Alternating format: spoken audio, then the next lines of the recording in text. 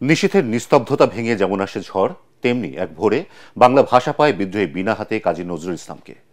প্রেম ও প্রতিবাদের অনন্য এই কবির আবির্ভাব বাংলা সাহিত্য ও মুসলিম জাগরণে গভীর তাৎপর্য বহন করে।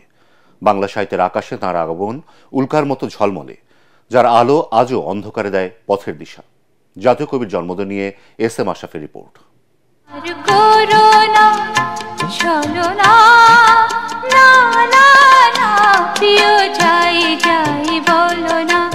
একদিকে প্রেমিক, অন্যদিকে বিদ্রোহী, এক হাতে বাঁশি, অন্য হাতে তরবারি।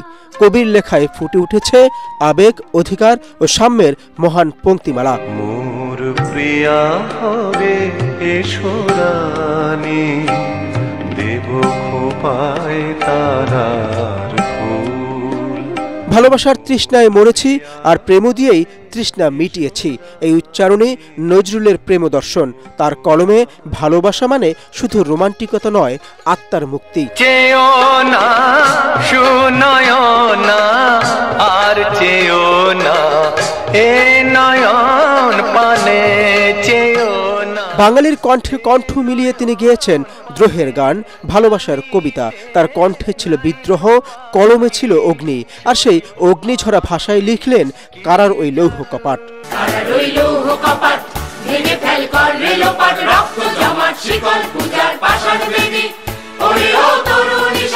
কাজী নজরুল শুধু কবি নন, তিনি এক সুরের বিপ্লব। ক্লাসিক, খেয়াল, ঠুমরি, গজল সবখানি ছিল তার রাজত্ব। তার লেখা গজলে দীপ্তি ছড়িয়েছে প্রেম, ছিল ঈশ্বরের আরাধনাও।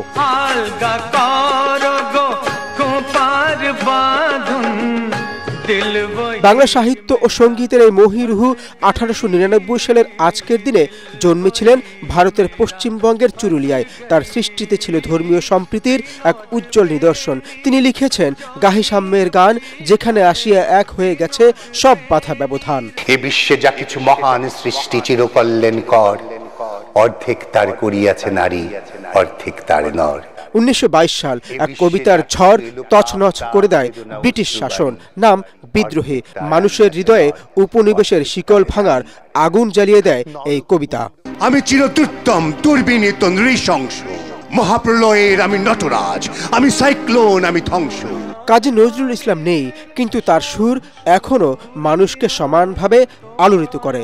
জাতীয় কবি বলেই নয়, সাহস আর ভালোবাসার ভাষা দেই নজরুল এখনো অমর। ফুল যদি তোমার হাতে, এস.এম. আশরাফ, এটিএন বাংলা।